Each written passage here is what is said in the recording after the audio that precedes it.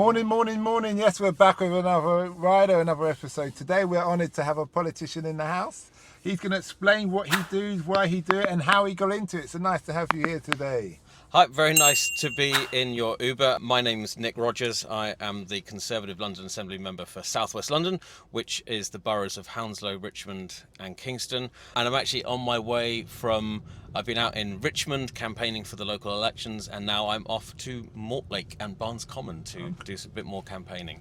But I've been having a chat with our driver today about the London Assembly, what it is. Most Londoners probably aren't aware that the Assembly exists. In fact, that was a question that you asked me, wasn't it? What is the Assembly? What does it do? Well, we are elected at the same time as the Mayor of London, and our job is to hold the Mayor to account, to make sure that he acts in the best interests of the city, to make sure that he spends our money properly, that he's hitting the right priorities, but also it's to, more broadly, investigate things that Londoners are interested in or concerned about.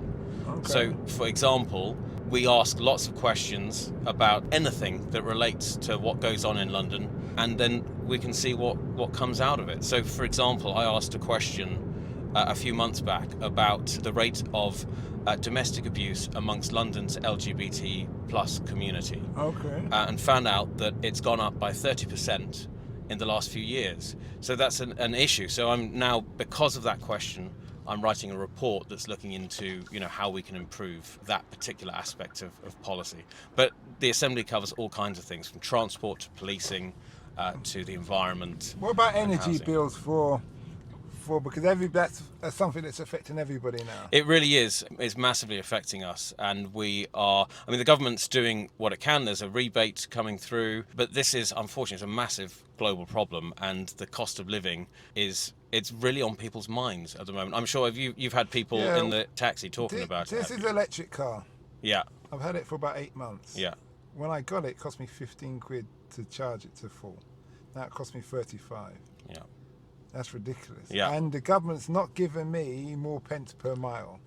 Well, what we need to do is diversify our energy, and I think that's what the government's looking at doing. But we have, haven't we? Because we've got the solar panel farm in Morocco, which is massive, and there's a cable running all the way up to southern England via Portugal or France. We've got nuclear energy. Yeah, well, actually, it's the nuclear energy which I'm particularly interested in. I personally think we should have been doing this for quite a long time, but we're going to be building new nuclear energy power stations over the next 10 years, which will be good, because that just gives us reliable energy, and it's also quite environmentally friendly as well, which is pretty good. It's quite a sort of quite a green energy source. It's funny because I've interviewed 2 nuclear specialists who work in nuclear. Oh, interesting. Yeah, and they kind of sing the same song. Yeah. But from what you hear around the campfire, you're like, really, green? Well, I think there's a lot of kind of misconceptions out there. I think it seems that I don't know. I think a lot of the time we're still spooked a bit by what happened at Chernobyl and stuff like that. But it's very, very different from how that is now. Why politics, and why the Conservative Party? Why politics? That's a big question. I guess I've always been interested in what's been going on around me. I've always been interested in the communities that I've lived in, and I've been fortunate enough that I've had a good career in railway operations. I felt like I've benefited a lot from society, so I wanted to do something to give back and do what in my own small way, whatever I can do to help make London in particular a better place to live. That's why I've gone for the Assembly. It's because I want to try and make the city better for everyone who lives in it. What was the criteria to join in your Assembly? Well, you have to be elected. Oh, is it? Yeah, you have to be elected. So I had a fairly long journey to be elected, because I was selected as the Conservative Party candidate in 2019. We were expecting the election to be in May 2020, but of course it was cancelled or postponed because of COVID. So it was quite a long campaign, and then it was, when I was selected in 2019 to be the candidate, the issues were on one set of things, and then of course the pandemic threw up so many more issues, more difficult issues for the city, that it turned into a very different task at the end of it. Okay. And why the Conservative Party? Why the Conservative Party? Well, I ultimately believe in the power of individuals and communities to make their own changes and to be the ultimate people to decide what's best for themselves. I believe in devolving power as close as possible to the people who it actually affects. And that's what I see the Conservatives as standing for.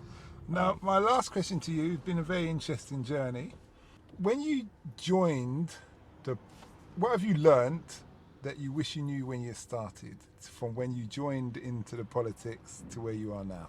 Well, I guess that's almost like, what advice would you give, isn't it, to someone who wanted to start? Is that kind of where you're going with that? Or if I'd known anything, it was that your focus should always be on having the conversations with people who are outside of politics, people who are not in the bubble, people who are concerned with real everyday issues. That's where you know what's going on. So my advice to anyone in politics ever, if they're unsure about something, my advice is always go and knock on some doors.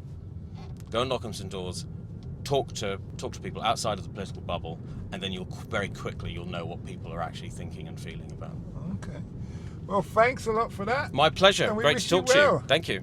And to the listeners out there, do not forget to check out our sister podcast, Africa Investor Stories, where we talk to people from around the world who've invested in Africa and they can give their real experience. Have a nice day. We hope that episode enhanced your life.